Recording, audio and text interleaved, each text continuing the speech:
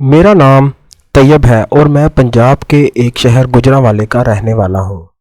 एक रोज़ मेरे एक दोस्त अली ने मुझे कॉल करके बुलाया। जब मैं उसकी बैठक में पहुंचा तो वहां अली के पास एक औरत बैठी थी जो कि बहुत ही परेशान दिखाई दे रही थी।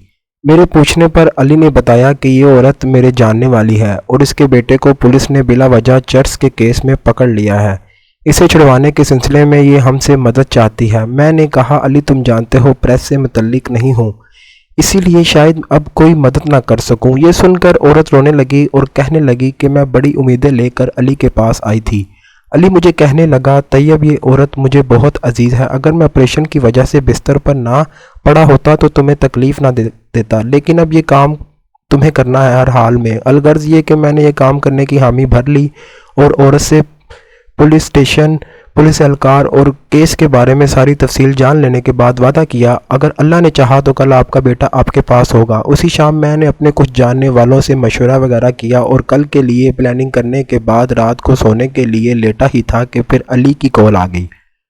उसने बताया, इस औरत के घर कुछ लोग आए हुए हैं और बेजा प्रेशर डाल रहे हैं, तुम ज़रा वहाँ चक्कर लगा आओ।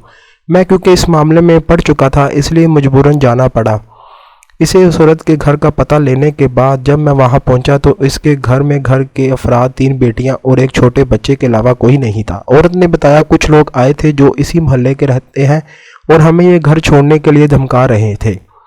मैंने सोचा, इतने छोटे से केस की बिना पर कैसे कोई इतनी बड़ी धमकी दे सकता है, ज़रूर दाल में कुछ काला है। मैंने चेक करने के लिए बातों बातों में जान लिया ये लोग किसी हद तक करप्ट हैं। ये औरत अपने खावंद को 4 साल पहले छोड़ चुकी है, जबकि इसका सबसे छोटा बेटा अभी बामुश्किल 2 साल का है। पता चला कि ये औरत इसकी बड़ी बेटी सोनिया चुपके चुपके गलत काम करती है। ऐसे लोगों से मुझे सख्त नफरत है। पर सच्ची बात यह है कि जब मैंने सोनिया से छोटी लड़की शुमाइला को देखा तो मेरे दिल में भी इसके लिए खेलने का दिल किया। शुमाइला की माँ एक मंजू हुई औरत है, इसने शायद मेरा इरादा पढ़ लिया था। कहने लगी, अगर मेरे बच्चों से मिलना चाहो तो सोनिया साथ वाले कमरे में अकेली लेटी है, इससे गपशप कर लो। मैं सोनिया के कमरे में गया तो वो लेट कर टीवी देख रही थी। सोनिया इस अंदाज से लेटी थी कि किसी का भी दिल बेईमान हो सकता था। वो साइड करवट लेती हुई थी, इसकी कमीज इसकी दोनों रानों से नीचे थी। इसका यूँ लेटना गजब ढा रहा था। इसे देखकर लगता ही नहीं था कि इसे अपने भाई के पकड़े जाने का ज़रा भी अफसोस है। मैं उसके साथ बेड पर बैठ गया। मैंने से पूछा, तुम्हें अपने भाई की कोई फिक्र नहीं? तो कहने लगी, वो मेरा भाई नहीं है, बस मेरी मामा का कुछ लगता है, हमारे साथ रहती है, लोग इसे हमारा भाई ही समझते हैं। मैंने सोनिया की कमर में हाथ डालकर उसे अपने करीब किया और वो पके हुए फल की तरह मेरी झोली में आ गई। फिर वो काफ़ी देर मेरी गोद में बैठी मुझसे अपने घर की बातें करती रही। वो बातें करती रही थी और मेरा नफ्स पूरी तरह खड़ा हो चुका था, जो कि इसके पिछले बिल्कुल दरमियान में था। वो साफ तौर पर मेरा नफ्स महसूस कर रही थी, फिर भी मेरी गोद में उठने का नाम नहीं ले रही थी, बल्कि बार बार इसी अंदाज में होती कि मेरा नफ्स इसकी बैक में घुसने की कोशिश करता। जब मैं वहाँ से आने लगा तो कहने लगी, आप कैसे आदमी हैं? मैं इतनी देर तक आपकी गोद में बैठी रही, तुमने मेरे गुब्बारे तक नहीं छुए, क्या बात है? मैं तुम्हें अच्छी नहीं लगी? मैंने कहा कि मैं साफ कुछ शख्स हूँ, इसमें शक नहीं कि तुम बला की हो, पर यह सच है कि मैं तुम्हारी छोटी बहन शुमाइला के साथ खेलना चाहता हूँ। तो वो कहने लगी, नहीं तैयब, वो अभी छोटी है। मैंने कहा, नहीं, तुम्हें छोटी लगती है, इसके बारे में तुम्हारे घर इसके गुब्बारे तुमसे बड़े हैं और पिछले हिस्से की मोटाई भी तुमसे ज़्यादा है। जो भी है, अभी तक इसे किसी ने नहीं छुआ। मैंने कहा, मैं ज़बरदस्ती का कायल नहीं हूँ, अगर इनकार है तो कोई बात नहीं, बहरहाल तुम्हारा काम हो जाएगा। अगले दिन मैंने सोनिया का भाई ताहर को थाने सैटेलाइट टाउन से छुड़वाकर घर भेज दिया। ये जुमेरात की शाम थी। मैं अली के घर उसकी जमादारी के लिए बैठा था कि अली के मोबाइल पर एक कॉल आई। बात करते हुए अली ने किसी को बताया कि तैयब मेरे पास बैठा है। फिर अली ने अपना मोबाइल मेरी तरफ बढ़ाते हुए कहा कि सोनिया तुमसे बात करना चाहती है। मैंने उसे मोबाइल लेकर बात करना शुरू की तो सोनिया ने सलाम में दुआ के बाद शिकवा किया, आपने कभी रब्ता करने की ज़हमत ही नहीं की। मैंने कहा, मैं मसरूफ़ आदमी हूँ, खामोहा किसी का वक़्त बर्बाद नहीं करता। वो घर में जानते हूँ मैं कैसे खुश हो सकता हूँ। कहने लगी, तुम आ जाओ, कुछ ना कुछ तो करना ही पड़ेगा। बाद में मैंने अली से बात की तो कहने लगा, चलो मैं भी तुम्हारे साथ चलता हूँ, काफ़ी दिन से बाहर की हवा नहीं खाया, इसी बहाने थोड़ा एंजॉय हो जाएगा। इसी वक्त हम दोनों गाड़ी में बैठे और सोनिया के घर पीपल्स कॉलोनी जा पहुँचे।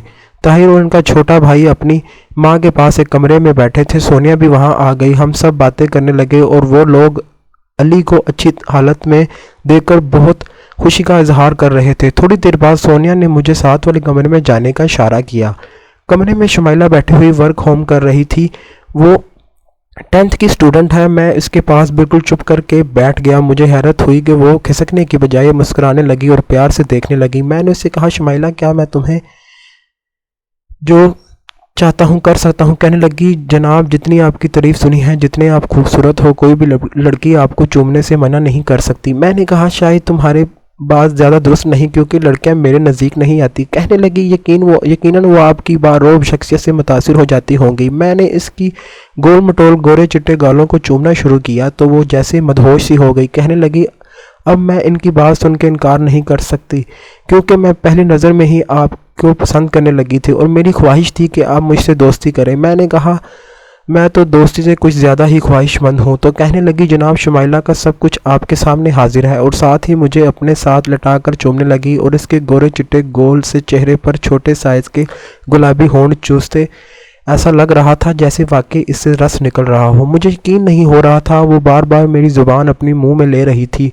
اس کا بس چلتا تو میرے ہونٹ اور زبان دونوں ہی کھا جاتی۔ اس کی کمر میں ہاتھ پھیرتے ہوئے آہستہ آہستہ نیچے جانے لگا۔ جب میں نے اس کی بیک کو چھوا تو اس کے منہ سے سسکاری سی نکلی اور وہ زور سے میرے ساتھ چپک گئی۔ پھر میں نے اس کی بیک کو دونوں ہاتھوں میں پکڑ لیا اور سہلانے لگا۔ ابھی میں نے اس کی بیک ننگی ہی نہیں دیکھی تھی، پر مجھے محسوس ہو رہا تھا اس کی کیسی ہوگی۔ وہ کمال تھی اور اس کی بیک ایسی تھی جیسے دو کشن آپس میں ملا دیے گئے ہوں۔ میں نے اس کی بیک کے سراغ تک اپنی انگلیاں لے جانے کی کوشش کرنے لگا تو وہ ایک دم اٹھ کے بیٹھ گئی۔ یہ کیسے ہو سکتا تھا کہ اب میں صبر سے کام لیتا؟ میں نے ابھی اس کی قمیض اتار دی۔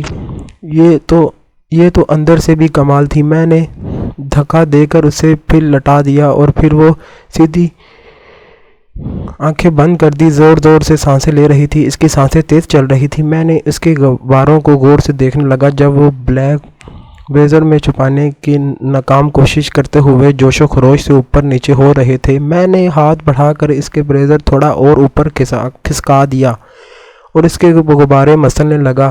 اس کے بعد بالکل گول اور گلابی مائل سفید تھے جو اب بھر کر بہت سخت ہو چکے تھے۔ مجھے اس کے غبارے مسلنے کا بہت مزہ آ رہا تھا۔ اس طرح کے غبارے تو میری کمزوری رہی ہے۔ وہ مدہوشی کے عالم میں کہنے لگی، جان انہیں چومنا شروع کرو۔ میں نے دھیرے سے اپنے ہونٹ اس کے غباروں پر رکھ دیے اور اسے زور و خروش سے چوسنے لگا۔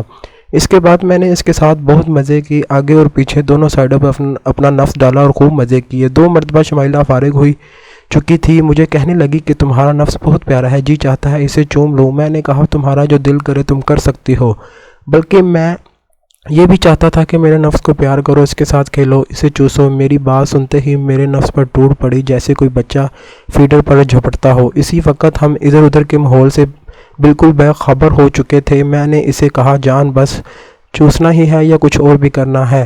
وہ میری بات کا جواب دیے بغیر میرے اوپر آ گئی اور میرے نفس کو پکڑ کر اپنی گفا میں ڈالنے لگی۔ ابھی تھوڑا سا گیا تھا کہ زور سے سسکیاں لے کر سائڈ پر ہو گئی۔ شاید اسے تکلیف زیادہ ہو رہی تھی۔ میں اٹھ کر بڑے پیار سے اسے گلے لگایا اور 2-3 بار